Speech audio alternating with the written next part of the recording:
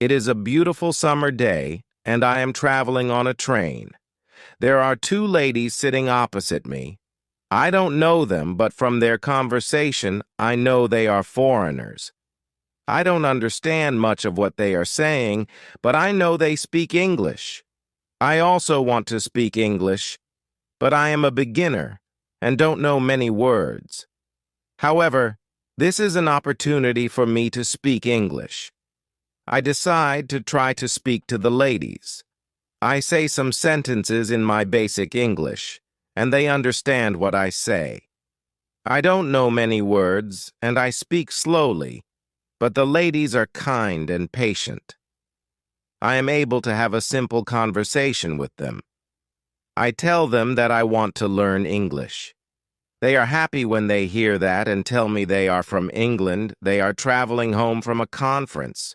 We speak for about 10 minutes, then it's time for me to get off the train. While I am thanking them for speaking with me, they give me their address and phone number, telling me I can visit them in England if I want to. Then we say goodbye. This is how my journey in learning English begins. After this meeting, I decide to work on my English skills more. I translate texts and watch films in English. I work on my English for 2 hours almost every day. In 5 months, I am able to speak quite well. It is great, but I want to know more. I decide to go to London to study English there. In London, I choose a school that I expect to be good. I really look forward to my first lesson. The lesson is on Monday. On my first day at school, I meet my teacher and the other students in the class. My teacher is a young lady. She is very nice.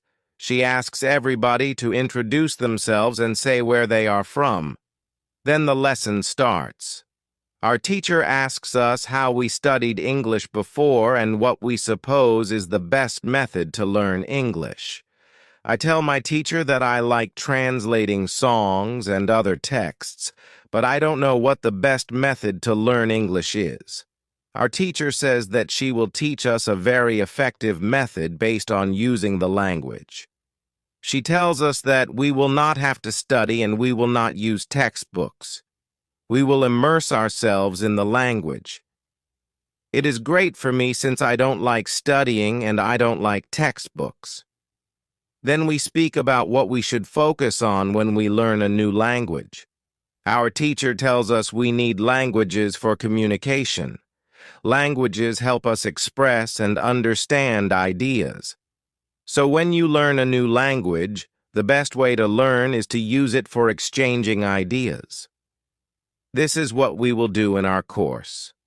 Most of the time, we will speak.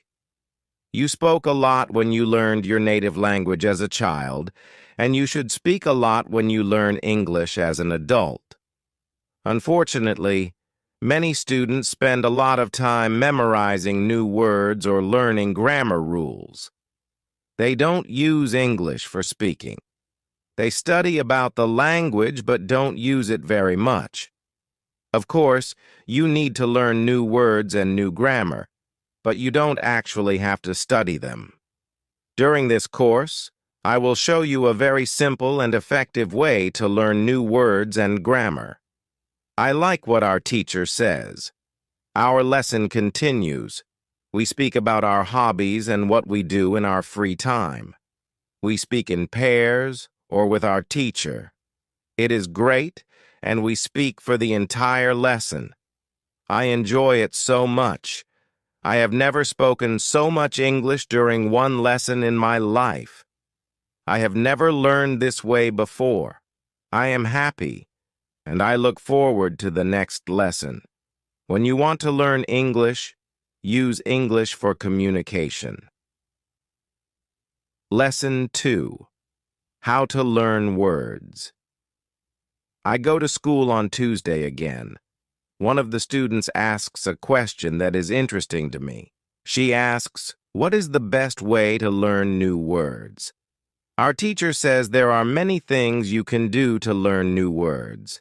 I will tell you what is statistically the most effective way for learning new words: reading. When people read while learning a new language, they learn twice as fast as those who don't read. It is good to read for at least 30 minutes every day. I want to show you what you should do if you want to get the maximum gains from reading. First, it is very important that the book or text you read is interesting to you. It is essential that you enjoy reading. The book can be a nice story, or it can have some useful information for your job or hobby. Don't read a text that isn't interesting to you. It is also good to read a text in which you know most of the words. When you don't know many words, you can get frustrated. You always want to enjoy everything you do while using English. It is good to choose a text that is interesting and suitable for your level. When you read the text and see a word that you don't understand, get a dictionary and look up the word. Then continue reading. You don't have to write the word anywhere. You don't have to make a list of new words. And you don't have to try to remember the word. You only focus on understanding the text. When it is clear to you what the word means, you can continue reading. Anytime there is a new word for you, do the same. Reading also has another great advantage. When you read, you learn new words and how every word is connected to other words in the sentence. Then you can see how to link the words correctly. This way of learning new words is very effective. Give it a try, and you will see how fast you can learn new words. Then we continue with the lesson. We speak about the situation in England and about the best jobs for students. This is good for me because I want to have a job and do something after my class. I ask other students if they know where I can find a job, and they tell me that I should go to a job center. The job center offers a lot of jobs for students. This is good for me, and I am happy that I know where I can find a job. When my day at school is finished, I go to the job center. I don't know what jobs I can do, so I ask the lady at the job center what the best job for a student is. The lady tells me that they have some good jobs for students, mentioning that I can be a cleaner or a waiter in a cafe. I tell the lady I have no experience doing these jobs. She assures me that my English is good enough to work at the cafe, that the training is not difficult, and that I will have more chances to speak English than if I were a cleaner. She tells me I can start my job on Thursday. It's all good for me. I'm happy that I have a job where I can practice English. When you want to learn new words effectively, read for 30 minutes every day. Lesson 3. How to learn pronunciation. On Wednesday, I go to school again. There is one student in the class who is quieter than the other students. He is from South Korea. When our teacher asks if we have any questions for her, this student from Korea says he has a question. He expresses that he has a big problem with pronunciation and knows that his pronunciation is not very good. But he doesn't know how to improve it. He doesn't speak much because he doesn't want others to listen to his bad pronunciation. He says that he reads and watches films in English a lot. He understands very well, but he also wants to improve his speaking. He asks if there is something he could do to improve his pronunciation. When my teacher hears this, she says, "Okay, I will tell you something about pronunciation and how to practice it. I will also teach you a great technique that can help all of you to be better at pronunciation. First, we have to look at why students have problems with pronunciation. When we speak, we have to move our mouths. We have to use the muscles in our mouths. We all do that. The problem is that when you speak English, Sometimes you use your muscles the same way you would in your native language, and then your pronunciation is different from that of native speakers. This happens to many students who learn English. Almost everybody has a slightly different pronunciation than they should have.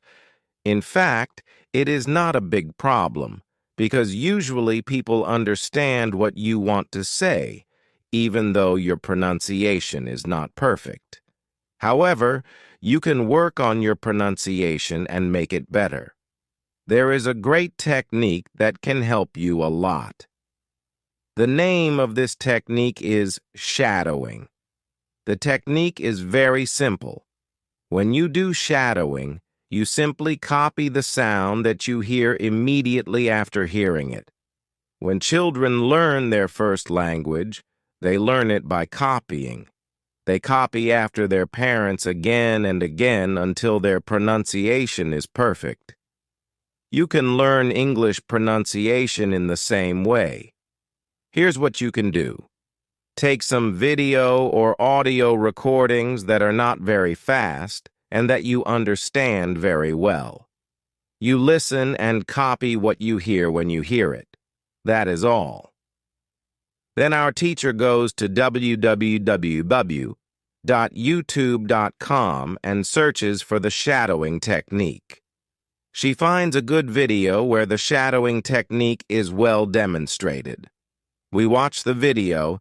Then we all try to do shadowing for about 3 minutes. Then our teacher tells us that shadowing is also good when you are preparing for a presentation you have to give in English and you want to have your pronunciation as close as possible to that of native speakers. Before the presentation, you can go to a place where you are alone and do shadowing for about 10 minutes. You will see how much it will help you to have better pronunciation during the presentation. This is very interesting for me. I haven't heard about this technique before. When the lesson finishes, I go to the school reception and ask the lady if there are any sports activities at school. I would like to play some sport in England. The lady at the reception says, "Yes, we have a table tennis team and a football team. The football team has training today at 8 a.m. I am very happy because sports are very important in my life. I go to the training of the football team and meet a lot of players from different countries. The players are from Brazil, Japan, Vietnam, Spain, Argentina, and Italy.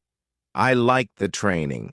And I am very happy that my time in England starts well. I have a great teacher, and I also have some new friends from my football team. Also, tomorrow I am starting my job. When you want to have good pronunciation, repeat after native speakers. Lesson 4. How to practice speaking. On Thursday, I go to school again. We have a new student in our class. Her name is Na, and she is from Italy. At the beginning of the lesson, my teacher asks her how her life is. My teacher knows Na from a year ago when she attended her class, which was for beginners, and lasted only for 2 weeks. During the summer holiday, when Na speaks, her English is beautiful, her pronunciation is very good, and she is very fluent. My teacher is very happy and asks Na, "Where did you learn English so well? You speak very fluently. What school did you go to?" Na replies, "I didn't go to school. I learned English at home. I used the advice and techniques that you taught us last summer. I did a lot of reading, shadowing, and thinking aloud. I tried to think more in English than in Italian. This is how I improved my English. The 2 weeks I spent last summer in your class helped me a lot. You showed me the way. I knew exactly how to work on my English every day. That's why I wanted to go to your class again, because 1 year ago I was a beginner, and now I can speak English. I want to learn from you again." My teacher is very happy when she hears these words. She thanks Na for sharing her experience. It is all very interesting for me. I already know about the importance of reading. I also know the shadowing technique, but Na also mentions thinking aloud. I don't know what it is, so I ask our teacher, "What is thinking aloud?" Our teacher says, "It is a very simple and powerful technique, but you have to have a strong motivation to learn English if you want to benefit from this technique." It is also good to know that for some people, this technique is a little bit crazy. However, when you start to think aloud, your English can improve very fast. I say, I have a strong motivation. I don't care if the technique is crazy. If it helps, I want to learn it. Can you teach us this technique? Okay, our teacher says. It is actually very simple. You usually think in your native language all day, every day. It is normal. Now you can start to think in English instead of your native language. When you start thinking in English, then you can think aloud. It means that you actually say aloud what you think. Is that all? I ask. It looks very simple. You said that it is a powerful technique. Why is it powerful? Our teacher says, maybe you can ask Na. She has used this technique for a year. Maybe she can tell us what she has found out about this technique. Then our teacher asks Na if she is willing to speak about her experience with thinking aloud. It is no problem for Na. She says, when I started with this technique, it wasn't easy. I started with very simple sentences. For example, I can speak English. It is good that I can speak English. I want to be better. I need to practice every day. I don't know many words, but I can use these words well. I can express my ideas with these words. I can do this. This is great. The sentences were really simple, and I realized that sentences that I thought in Italian were long and complicated. I wasn't able to say in English exactly what I was saying in Italian. I had to find a simpler form. Thinking in simple English was the hardest part, but after some time I got used to it. Then it was normal for me to think in English. Then something interesting happened. I met a man from Spain who was on holiday in France. I was still a beginner, but we started to speak English. I could see that I was able to speak with him without big problems.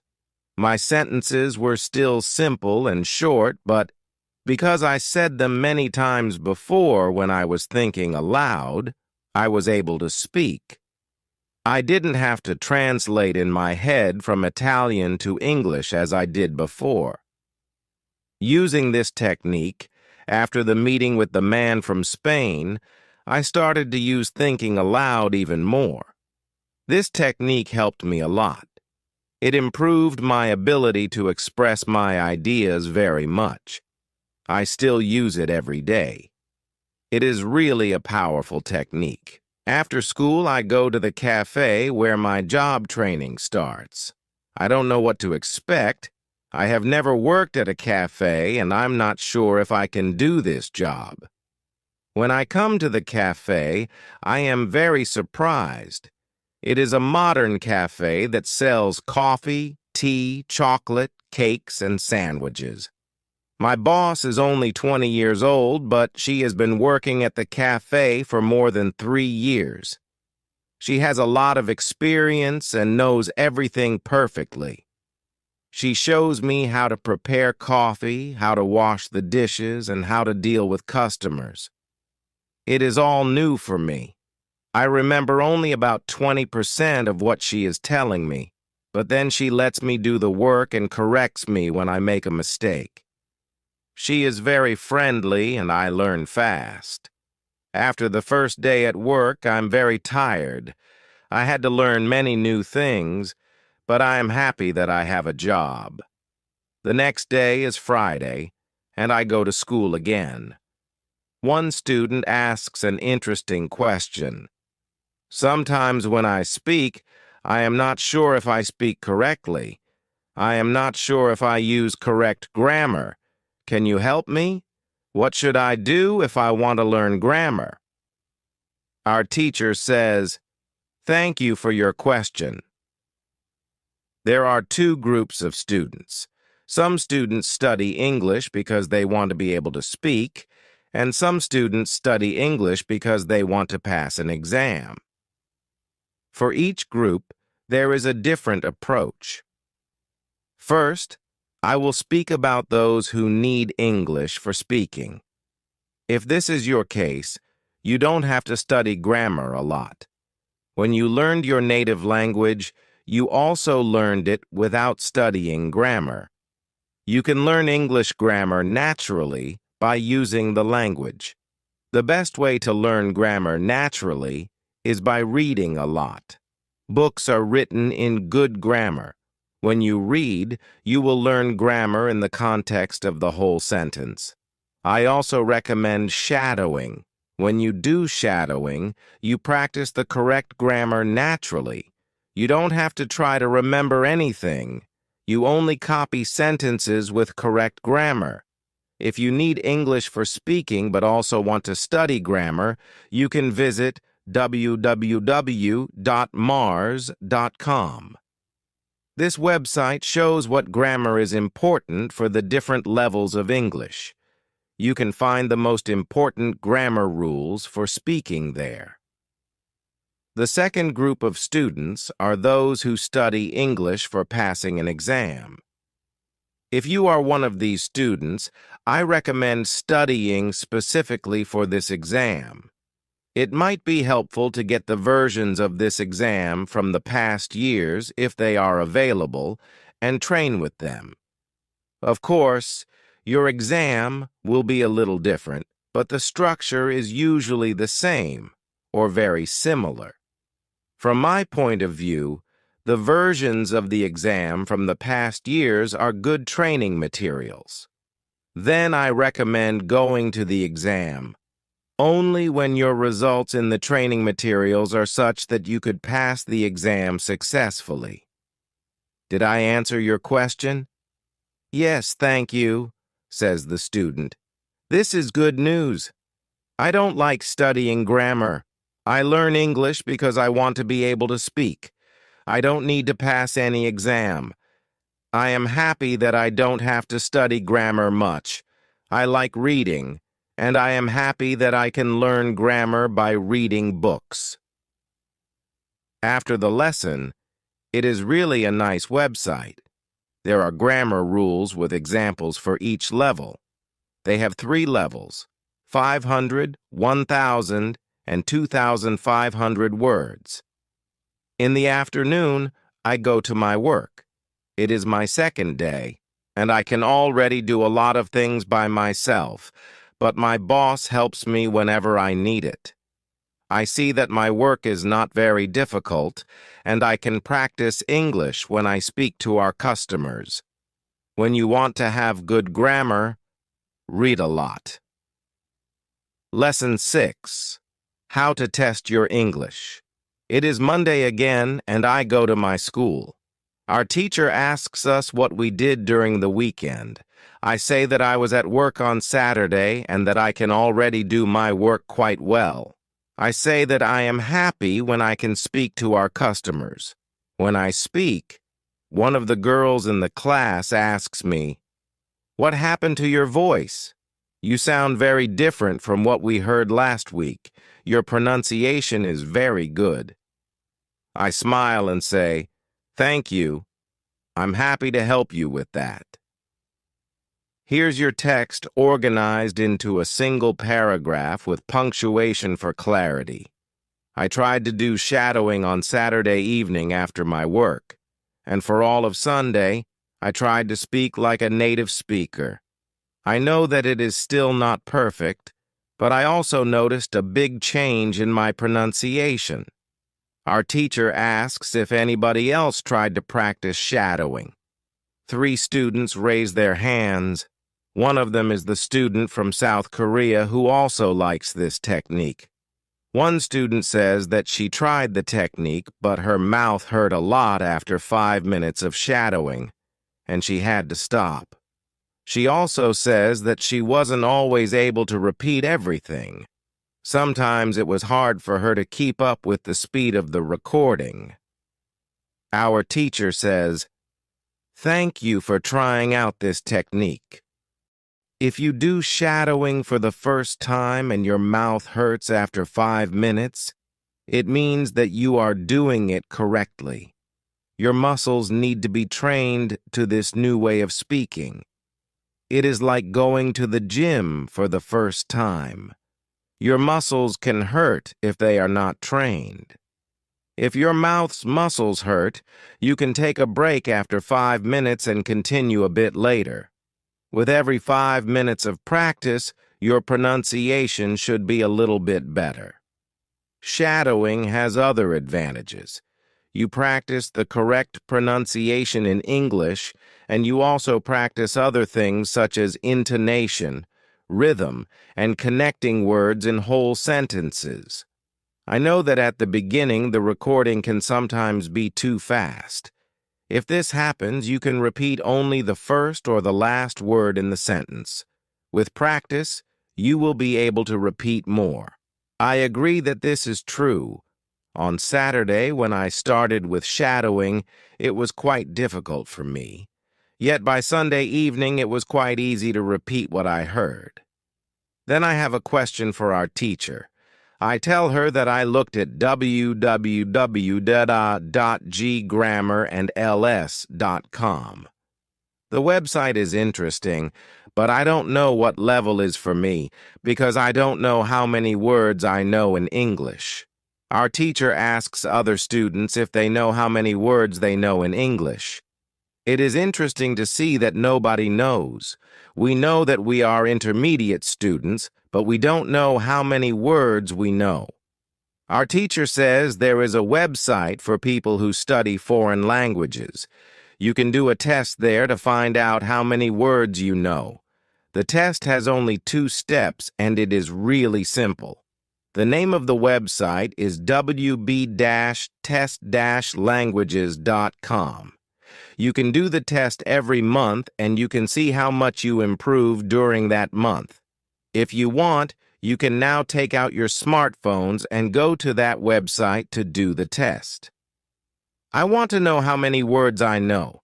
I do the test immediately and see that I know 2,300 words in English. Most of the students know between 1,500 and 2,500 words. Only Nina and the boy from Australia know 2,500 words. Our teacher says, "So you can see that when you go to wb-test-languages.com, you should already know grammar from level 1 and level 2. You can start using grammar from level 3, because level 3 is for students who know between 2,200 and 3,200 words. Test your progress every month." Lesson 7. How to handle mistakes. On Tuesday, I go to school again. One student asks our teacher an interesting question. She says, "I would like to practice speaking with people around me, but I'm afraid of making mistakes. I don't want to look stupid. Can you help me?" Our teacher says, "Making mistakes is a very interesting topic. There are a lot of opinions on it. I want to show you what I believe is the best approach. I have a lot of experience with this because I also learn new languages. I still continue doing it. For example, now I am learning Scottish. When I speak Scottish, I don't care if I make mistakes or not. The reason why I don't care about mistakes is simple. When I learned my native language, I didn't care about making mistakes either. So why should I care now? My main goal when I use any language is to express my ideas. That is all. I know that when I read a lot, speak, and do shadowing, My Scottish will be better and better. I know that this can sound incredibly simple, but it is my opinion. This is what I have found after many years of both teaching and learning languages. It works very well for me and many of my students. When I speak, I only concentrate on speaking. At the moment, I know 2,500 words in Scottish. It is the level of a 3-year-old child. 3-year-old children make a lot of mistakes when they speak, but they don't care about their mistakes. They continue using their native language, and when they are 4 years old, they make very few mistakes. When they are 5 years old, they already speak very well with hardly any mistakes. You should have the same attitude now. Most of you know about 2,200 words, so it is absolutely okay to make mistakes from time to time. When you continue using English, there will be fewer and fewer mistakes in your speaking. It is not possible to get better without making mistakes. When you practice English, it is okay not to be perfect. Perfection comes with practice.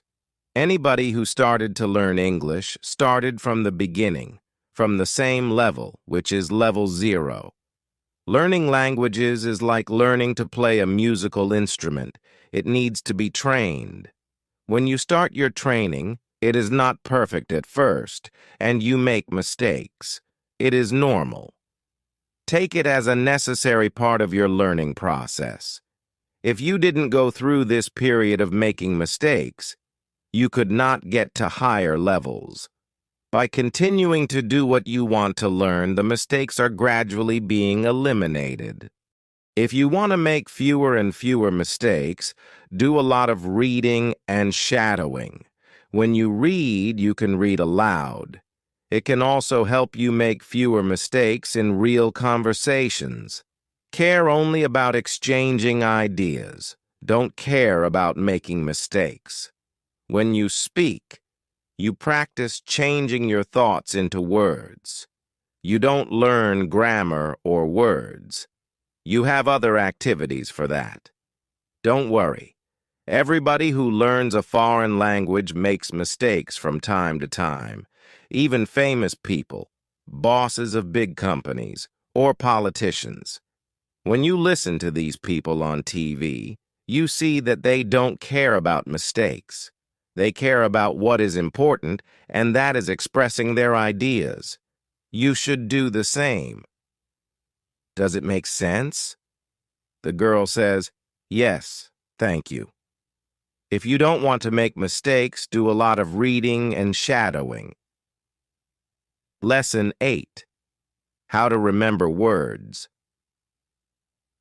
On Wednesday, I go to school again. At the beginning of the lesson, one student says, "I started to read more. I feel that it is good for me. I can see how my grammar is better, but I have a problem. When I read, I look up a new word in a dictionary, then I continue reading. Sometimes, when I see the same word again only 10 minutes later, I don't remember the word and have to look it up again. Can you help me to remember the words better?" Our teacher says that it is an interesting question and gives this explanation. It is absolutely normal that you don't remember the new word immediately. Usually, you will have to look up the word 5 times before you remember it. There will also be words that you will have to look up 12 or 15 times. These words are usually verbs. When we learn a new word, the word goes through phases. Only when you achieve the last phase do you remember the word very well. There are 5 of these phases. Let's have a look at them. The first phase is the moment when you see the word for the first time and you don't know the word. You look it up in the dictionary. The second phase is the moment when you see the word that you have already looked up in the dictionary or heard or saw in the past. You know that you saw this word before, but you still don't remember its meaning. So you look up the word again. The third phase is the moment when you see the word again and you feel what it could mean, but you are not sure. For example, you know that the word is some kind of object, or some animal, or a verb. The fourth phase is the moment when you already know what the word means when you see it, but you are not able to recall the word when you want to say it. When this phase happens, the word is in your passive vocabulary. The fifth phase is the moment when you are able to use the word when you speak. Now you can see there are 5 phases altogether. Do you understand now why it is not possible to remember a new word when you see it for the first time? You would have to jump across all the phases with the first encounter with the word. You have to see or hear every word several times and let it go through all the phases until you get to phase number 5.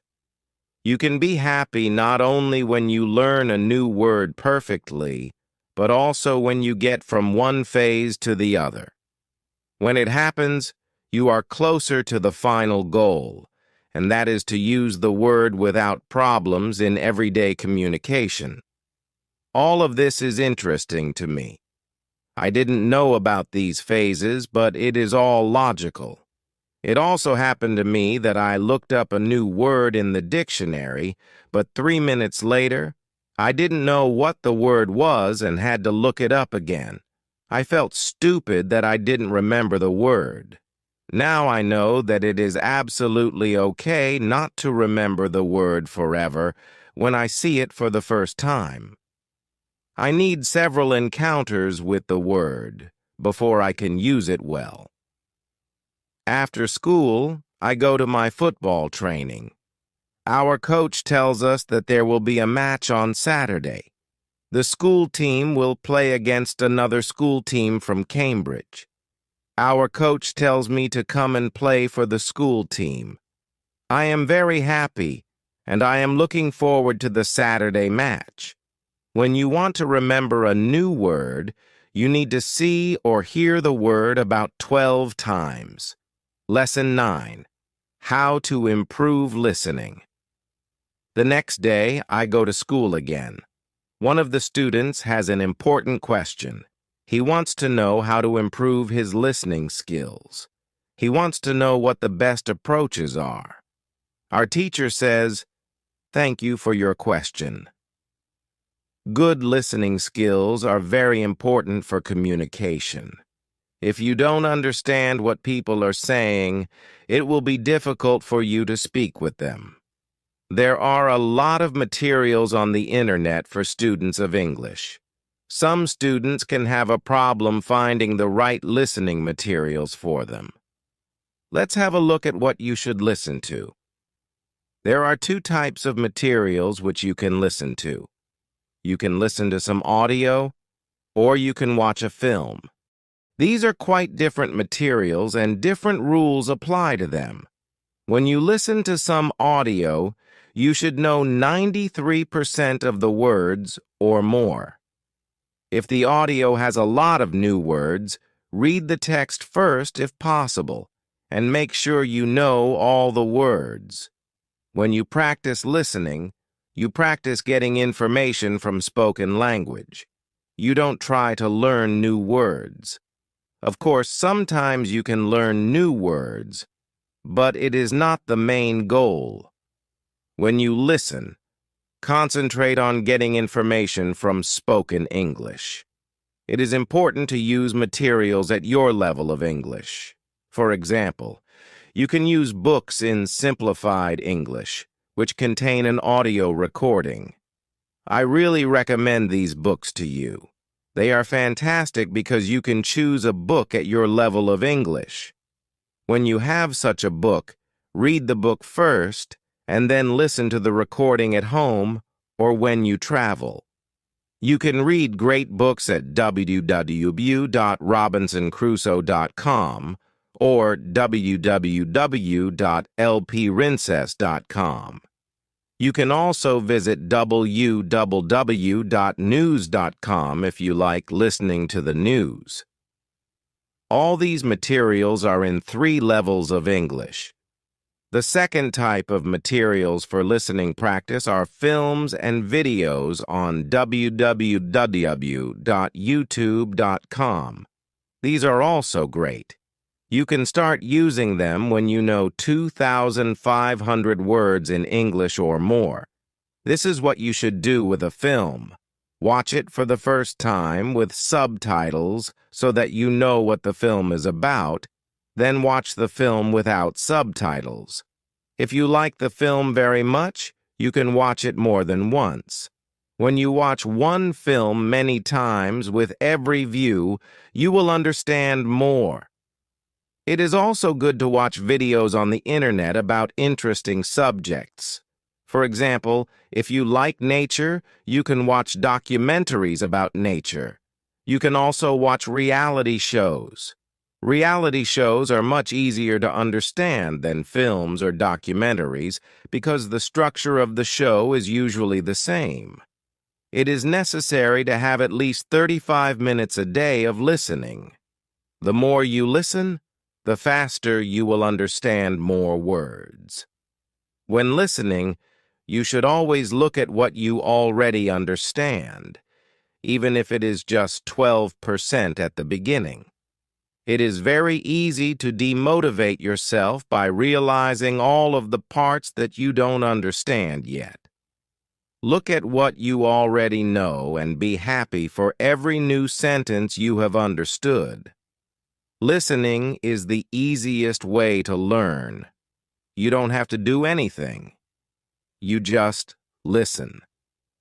Did this information help you? Yes, says the student. Thank you. The listening topic is very interesting for me. Now I know what to do to improve my listening. When you want to be good at listening, listen for 35 minutes every day. Lesson 12. What you need before you start.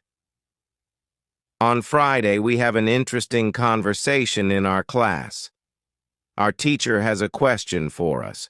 She asks, "What was your first reason to learn English?" Do you remember the moment when you started to learn English? When did you start to be really interested in the language?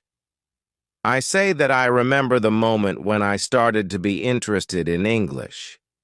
My teacher says, "Can you tell us what happened?" I say, "Yes. First, I have to say that English wasn't always my favorite subject. I started to learn English at high school. At the beginning, it was very difficult for me. I didn't understand the structure of the language. It was illogical to me. I tried to remember words. I tried to learn grammar, but it was very hard. When I finished high school, I was still only a beginner. I couldn't speak English, and I believed that I would never learn this language properly. I simply believed that English wasn't for me. Then something happened. I always liked music, and when I was 22, I started to listen to the Beatles. I wanted to understand what they were singing, so I started to translate their songs.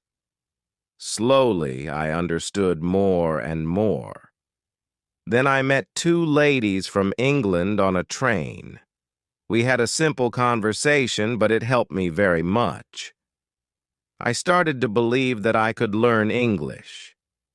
From that moment on, I was working on my English almost every day, and I was getting better and better. Then I decided to go to England and improve my English here. My teacher thanks me for sharing my story.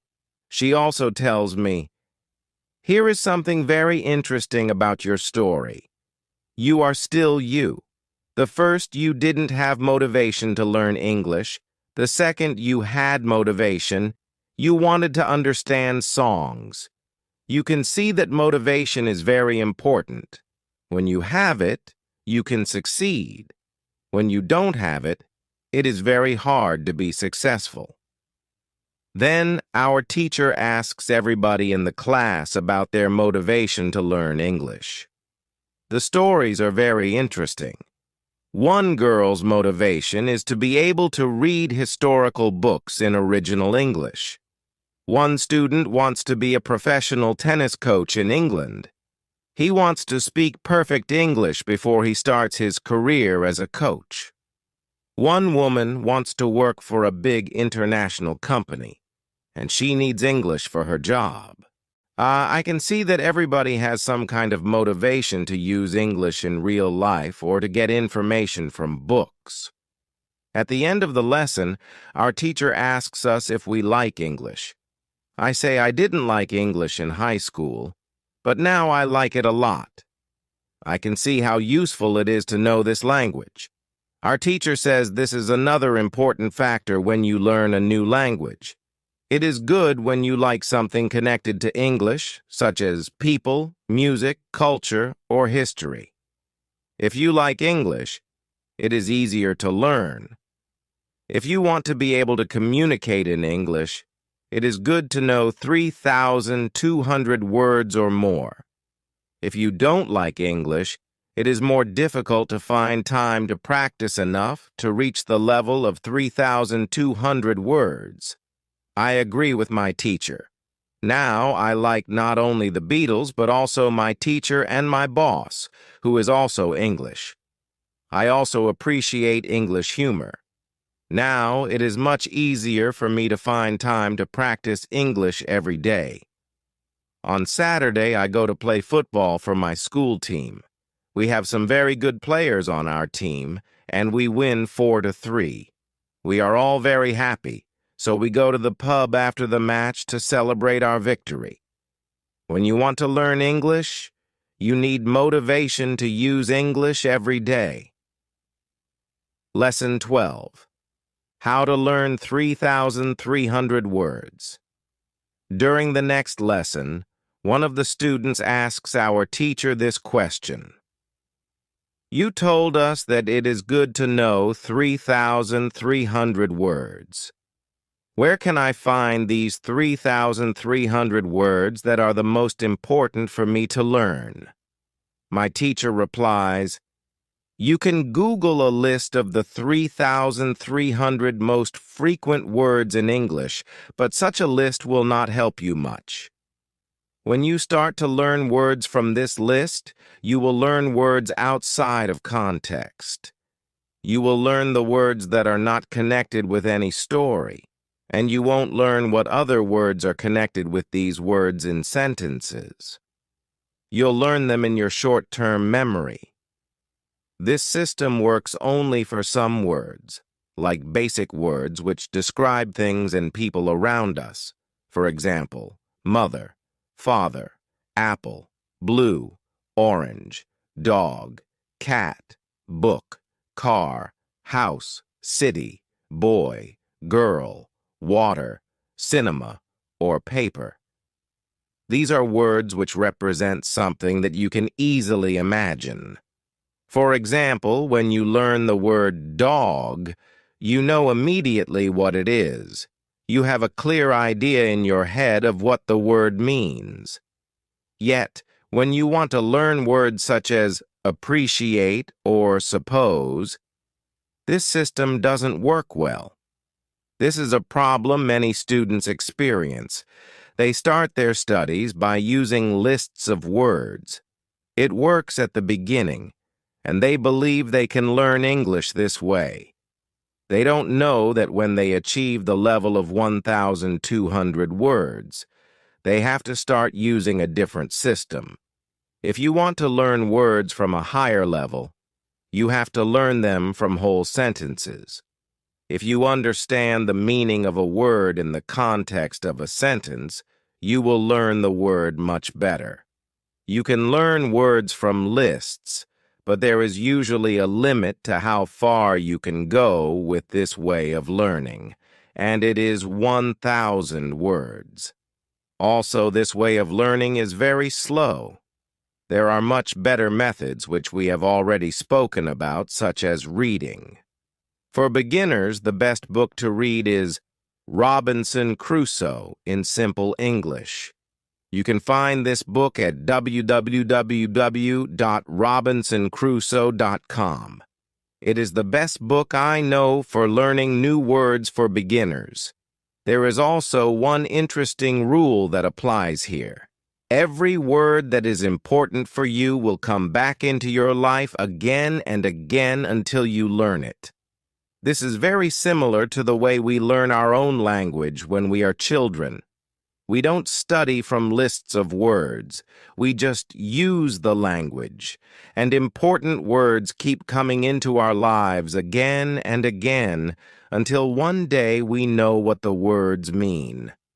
We keep learning new words this way all our lives. For example, the verb Google is a new word in many languages. We learned this word by using the language.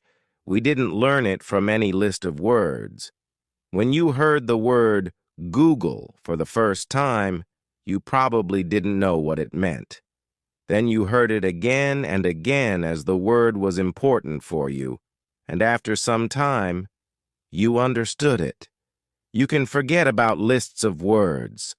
Learn new words by reading stories and other interesting texts. When you use English a lot every day, you will learn new words more effectively than from lists. Does it make sense? Yes, says the student. Thank you. After school, I go to work. I already understand how to do my job very well. Things start to be automatic. I am happy that I understand my customers. It is not very difficult because the conversations are usually very similar. Our customers want some coffee or sandwiches, so the words are usually the same or very similar. My confidence grows, and sometimes I start to have longer conversations with our customers. Everything is good, but then something happens that is a little shocking for me. When you learn a new word, learn it as part of a whole sentence. Lesson 12. How to improve your accent. On Tuesday, when I am at work, something interesting happens. Two customers come to our cafe. They are a husband and a wife. The man starts to speak to me. I know that he speaks English, but I don't understand him. I think that he wants something we don't have, so I call my boss. She speaks with the man and sells him 2 coffees and 2 of our regular sandwiches. I am surprised when they leave. I go to my boss and tell her that I am sorry I didn't understand the man. She says that it is okay. This can happen when people speak with an accent that is new to us. She tells me that the pair was from Scotland. The next day, I go to school and tell this story to my teacher. I tell her that I felt really stupid that I didn't understand our customer. I wasn't sure if my English was good enough for my job. I started to doubt myself. My boss was okay with it, but I still needed some help from my teacher. I wanted to know what I could do in these situations. My teacher says, I understand you are used to English that people speak in London, but you aren't used to the Scottish accent. Your ears aren't used to listening to the Scottish accent. All you have to do is listen more to Scottish English. You need to train your ears to this accent as well. What happened to you can happen to everybody. When you already speak English at some level and go to a country where people speak with a different accent, you shouldn't be surprised if you don't understand. It's okay, and it usually takes about 2 weeks to get used to a new accent. You shouldn't think there's something wrong with you if you don't understand. With practice, you can train your ears to any accent. Then I ask, so what can I do to understand the Scottish accent? I don't live in Scotland. Our teacher says, you can watch films with Scottish English or situation comedies from Scotland, and soon you'll understand. I tell her thank you. After school, I go to work again. At about 4 o'clock, two interesting customers come to our cafe. This time, they are not from Scotland. They are foreigners who want to buy coffee. They are two ladies, and it's clear their English is very basic. My boss is serving them, and when she hears that they don't speak English very well, she does something very interesting. She changes her English, using very simple sentences with only 3 or 4 words. I can see that the ladies understand her. They buy 2 coffees, 2 sandwiches, and 2 cakes. They are happy, and my boss is happy too. When the ladies leave, I tell my boss that it was very nice how she adjusted her English so they would understand. She replies that sometimes she has to speak in very simple English. It doesn't matter if the customers speak English well or not. They are our customers, and we have to do everything possible to make them feel comfortable. If they see they can speak English here, they can come to our cafe every day. I think our boss is a good businesswoman. She does everything possible to make our customers happy. It's true that we have a lot of customers. Our cafe is busy every day.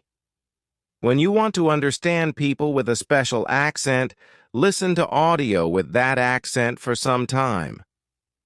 Lesson 15. What you can do at your level. Next day at school, I tell my teacher about my experience with my boss and the 2 ladies who didn't speak English very well. Our teacher responds, "Great! Your boss must be a very clever young lady. It's true that you can communicate with everybody. Even people who speak English very well can have a conversation with those who are just at the beginning of their journey." Today, we will discuss different levels of English and what you should be able to do at each level. Let's start with the lowest level of 1,200 words. At this level, students can speak about some basic things from everyday life.